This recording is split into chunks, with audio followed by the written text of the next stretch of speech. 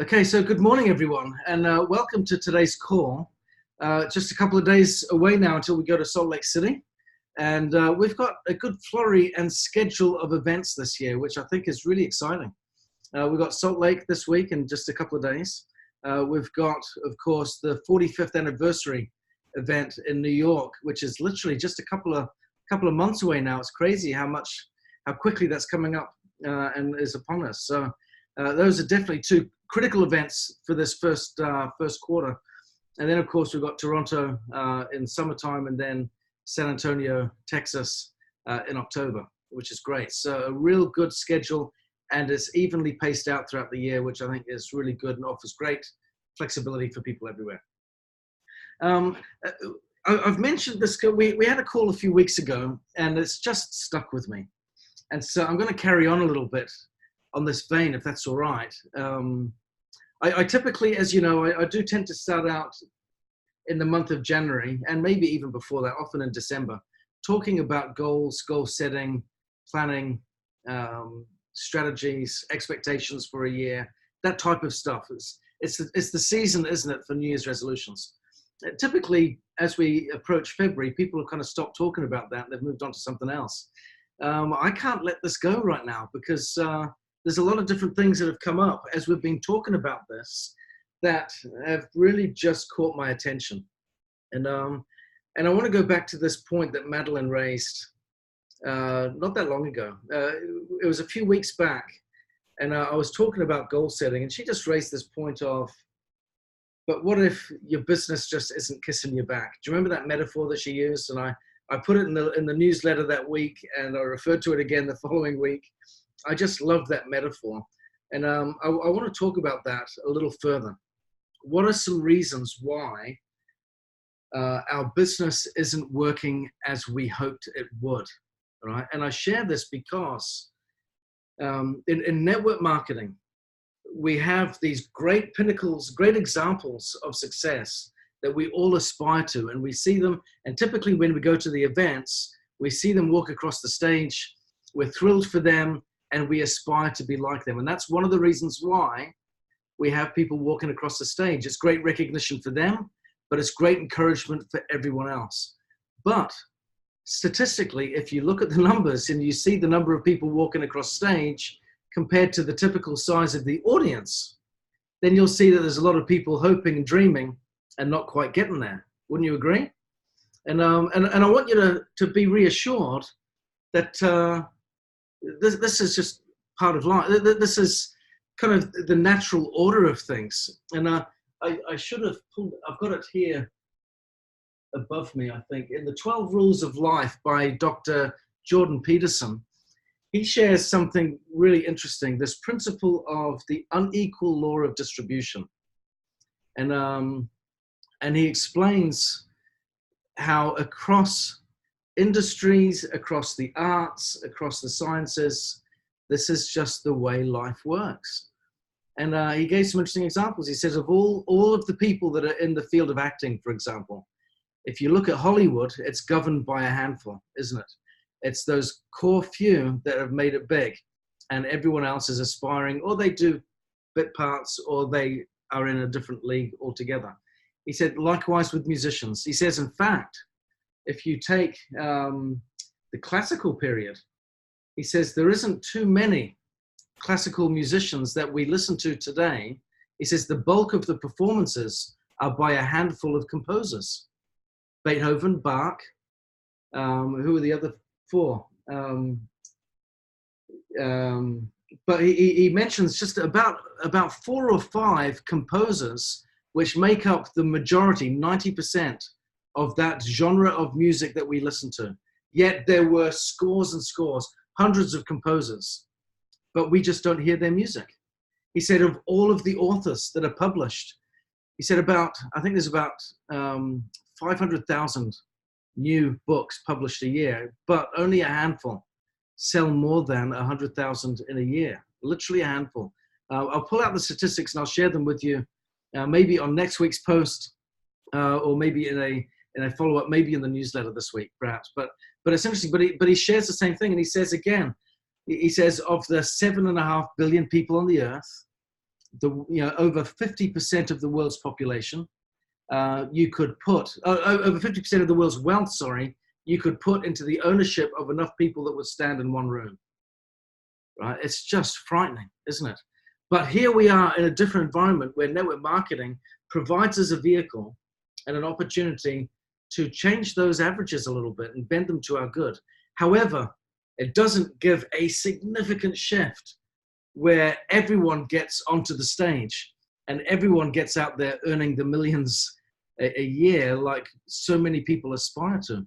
But we can bend that law of averages to our good and get better results, improve our performance, and get better outcomes and change our lifestyle significantly. But there are things that get in the way of us, and often there's going to be a combination of things. I want to talk about one area where we have direct control, where we can influence. There will be a lot of reasons why our business may or may not be working for us at this moment. I don't want to talk about the reasons that we don't have control over, okay? Because what's the point of that, right?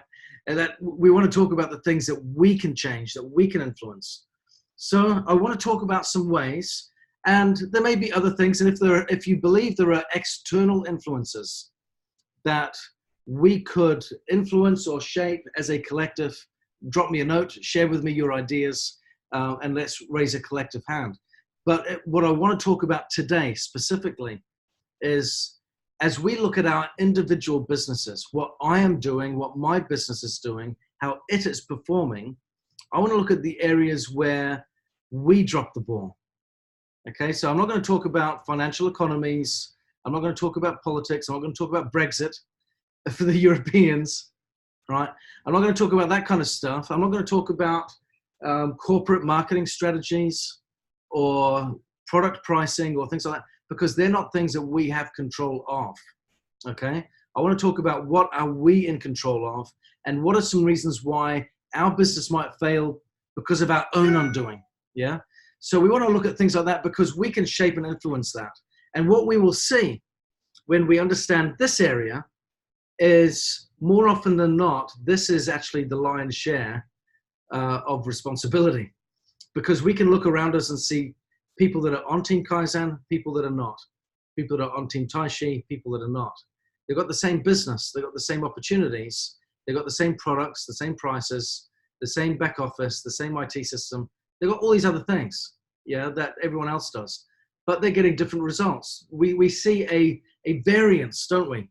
An ebb and flow, okay? So some people are doing good with the stuff, others are not.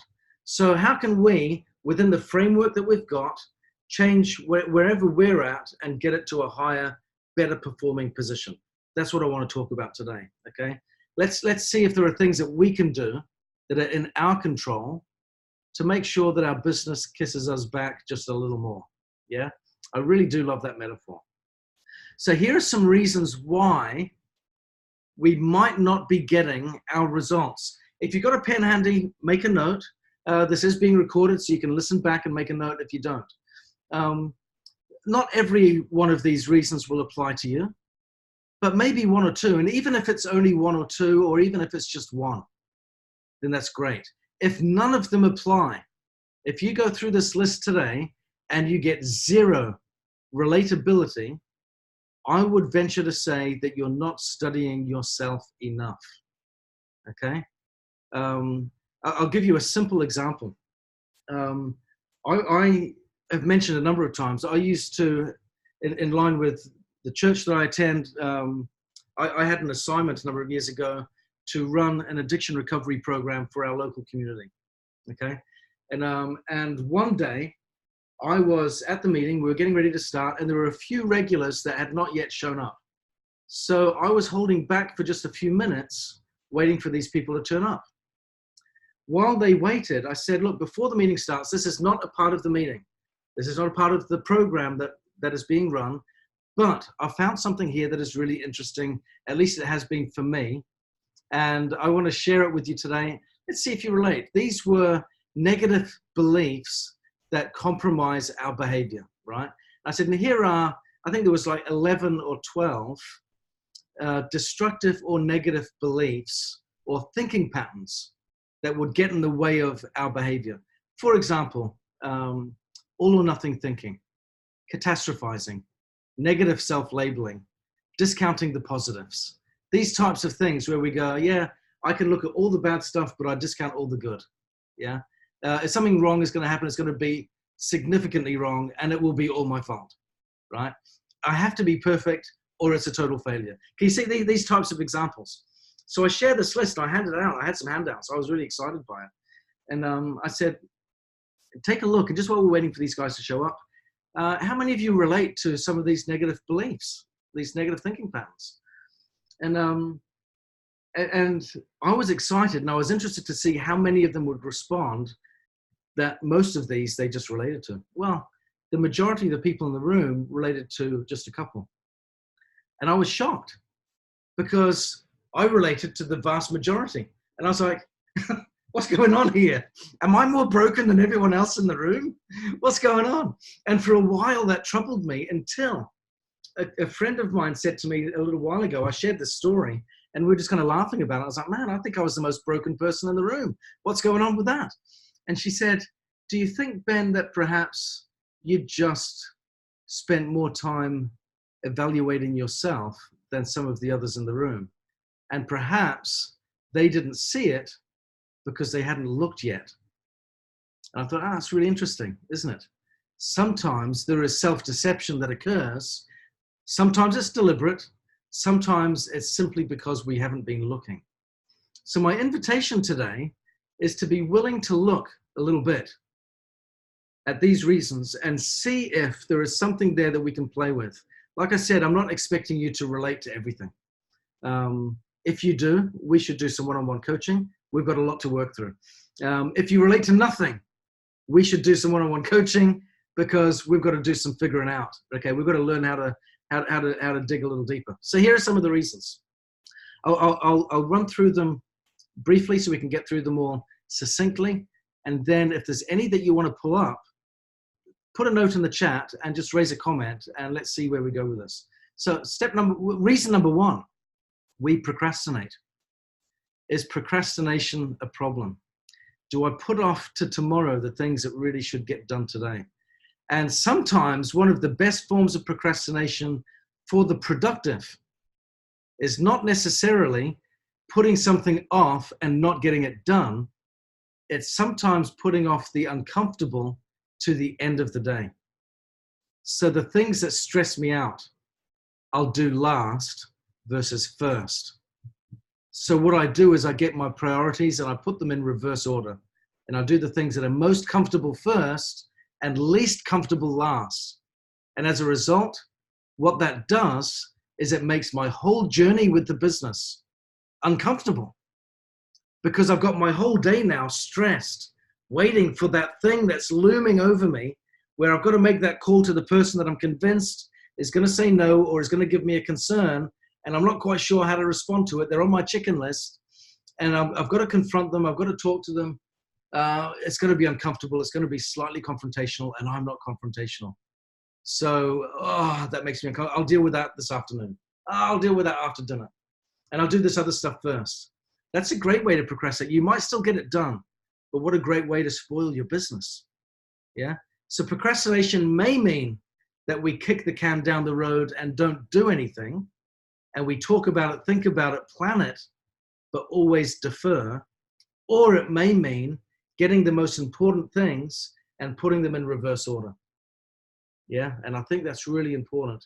Do the most important things first. The second one, we underestimate our goal. We're at point A and we want to get to point B. But if I'm getting to point B, I typically haven't been there before, which means in many instances, I underestimate what is required to get there in the first instance. Have I underestimated what is truly required in order to get to where I need to go? For many people, not just in Nikan, whether it's getting onto Team Kaizen, whether it's rank advancing, whether it's getting my check to a consistent level that meets my needs, or whether it's something dramatically different, winning a gold medal at the Olympics, yeah, or being a national champ or a regional champ at something, being an accomplished artist or performer or musician or whatever it may be, maybe even being a better parent. I find that one's an easy one for most people to relate to. Being a great parent requires more of us than we expect, doesn't it? And I found that out as soon as my wife got pregnant, because when she was getting interrupted sleep doing 20-point turns in her third trimester, to turn over to the other side and give her back a break, that was disruptive. I'm not going to complain about that because I don't have a massive baby shoving my organs in every which direction. But it was a good transition for becoming a dad, was to get my interrupted sleep beginning before the baby was born. I wasn't expecting that. And it's continued on for about 18 years now. Our youngest is sick right now, and he was up last night with us. We often underestimate, don't we, what is required. So again, please be assured, if you have underestimated what's required, don't think that the business is broken because more is required of you than you originally thought. We just simply need to realign our expectations. That's all. Okay, so don't catastrophize at that. Okay, don't blow this out of proportion and go, it requires far more, therefore I'm not going to do it. Just take a step back, breathe, evaluate, look at what you can give. Again, reach out to your upline or to your crossline and say, I think this requires this. Am I right? Or I'm feeling like it requires this and I'm overwhelmed by that. Give me some context. And then work with someone to help you understand what is required, what you can do, and break it down into bite-sized chunks to move forward. Because when we break it down into smaller steps, it's remarkable what we can get done, even if we're feeling a bit of overwhelm. Number 3, you spend more time defending your problems than taking action. That's interesting, isn't it? Do we spend more time defending our problems, complaining that we're not getting the results that we want, when we should be looking at ways that we can actually move forward? Spend less time talking about how we're stuck in a rut and spend more time thinking about the solutions.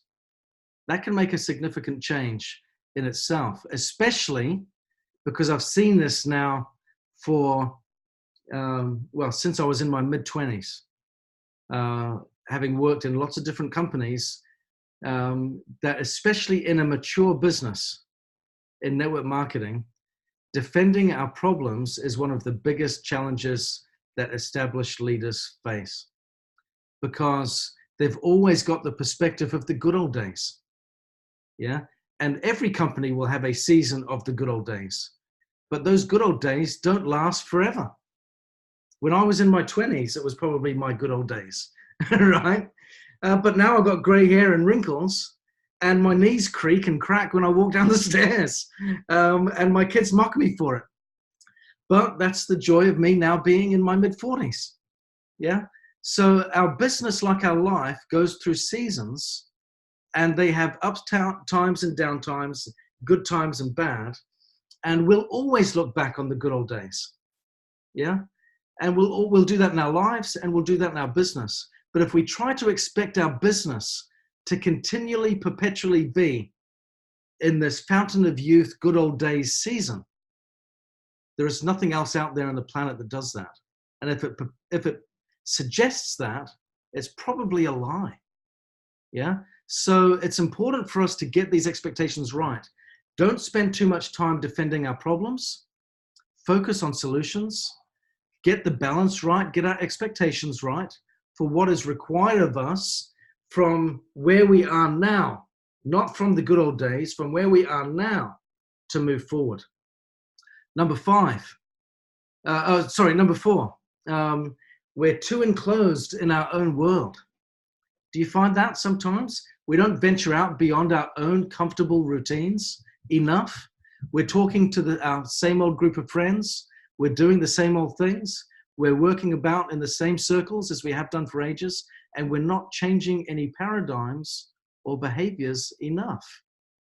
Are we doing that? We're sticking too much with what's comfortable and convenient or familiar, and as a result, we're not getting into new places. We need to get new perspectives. A simple example of this was when I began my career in advertising, and working with new clients meant that I was constantly working with new families of fonts, new design styles, new briefs, all that kind of thing. Eventually, my career moved, and I moved inwards to an MLM company, working in their design and their media department. And then I was working with one family of fonts, one brand, one set of colors, one style, and that was it. And after a while, because I was working internally from a creative perspective, my ability to spot a typeface and to understand this, that, and the other started to diminish because I wasn't doing that. I wasn't getting outside of that one environment. We need to do the same in the field and get outside into new environments and get fresh perspectives, read new books, work with new people, reach out to new audiences, connect with new places. We need to do that more in order to take better control of our business. Let's get out of our own enclosed worlds a little more. Number 5, we're not working smart. We might be working hard, but are we working smart? Are we doing the same things over and over again, even when we're not getting the results? And we just go, maybe I'll just do that 3 more times and see if the results get different. Maybe I'll do it for another month and see what happens. It doesn't work that way. That will drive us crazy. And the challenge is, what I've seen a lot of the time is when people do this, they often don't work smart, do the same things expecting different results, don't get outside of their own familiar space, like I just talked about with point number 4. We're trapped in our own worlds, doing the same things, not trying new ways. We don't get the results that we want. We're putting things off that are uncomfortable, so it's stressful, it's unpleasant. We've got all the fear of the uncomfortable things looming in the background. And then what happens? We start to personalize our outcomes and then say, the reason I'm getting these bad results, the only thing I can see that's constant is me. And then we personalize our results and say, it's me. That's the problem. Yeah, that is not the case. We just need to learn to do things a little differently. So let's try to make sure that we do that. Let's start working smarter. We want to work hard. It's not a matter of work hard or smart. It's not an either or thing. We want to do both. We want to work hard, but we also want to do that as smart as possible. Number 6, fear, avoidance. Are we avoiding doing things because they intimidate us? If you put a plan, this is what I would always do. It doesn't require as much from me in the field, but it certainly required a lot of me in the office. When I'd put business plans together, I would look at what needs to be done, not what do my resources allow me to get done. Yeah, not what does my comfort zone allow me to do, what needs to be done. And then I would find a solution to get it done. And sometimes when we are independent business owners, we don't do that because we don't have the pressure of multi-million-dollar budgets to manage, right? So it's a little less stressful, right? The only sacrifice is my time, right? And so we stay in a comfort zone. But if we can really learn to face the fears that we have in our business, often, unfortunately, success lies behind them versus anywhere else. Okay, so let's be willing to face our fears, look at the things that intimidate us, and rather than be intimidated and delay it and put it off, like I said with point number 1, put them onto the first to-do list. Get it out the way. That will help. Okay, I'm mindful of time here. Number 7, another reason that we might not be getting the results that we want. Do we allow ourselves to get easily distracted? So easy in today's world with social media. You know, we might go on there thinking that we're being productive by liking all of our weekend friends' comments and posts. But is that building revenue for your business? Is that building your business? Is it attracting more customers?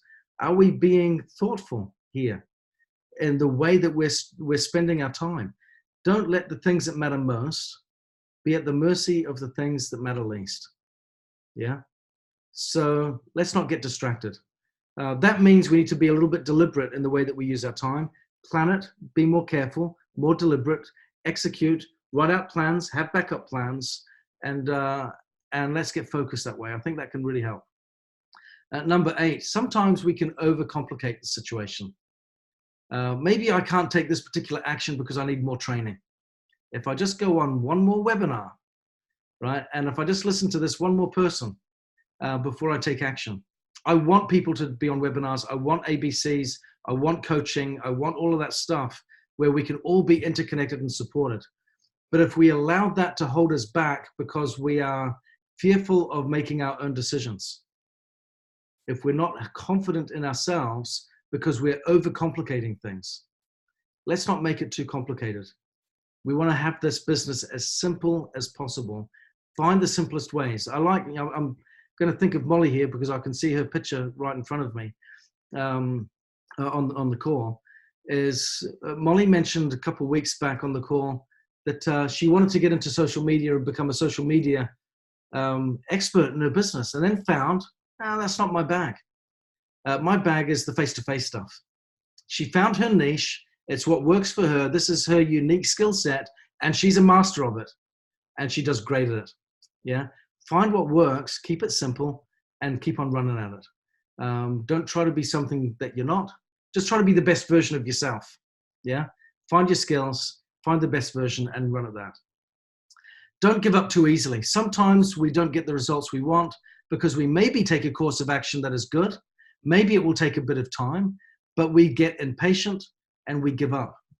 I love that proverb, in patience, possess ye your souls. Yeah, in patience, possess ye your souls. And that's so true in business.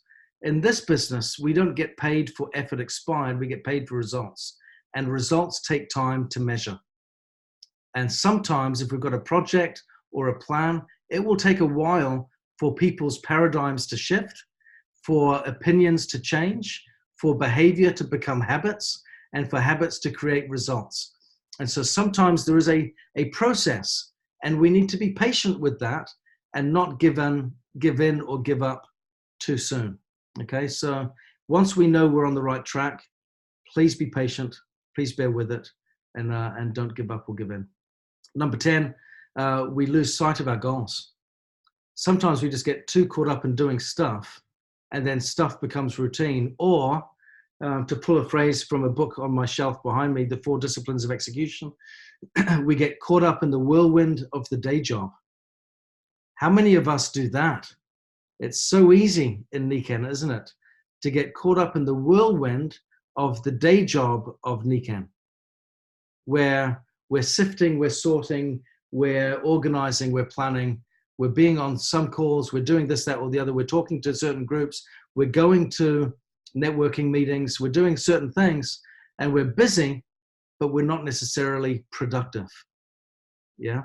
We need to take a step back, evaluate how our days look, how they relate to our weeks and months, how those outcomes relate to our goals and our objectives. And if they are not meeting our needs, we need to evaluate, again, getting that balance between, are we on track and moving forward in the right way, or am I not and I'm spinning my wheels because I've simply lost sight of my goals?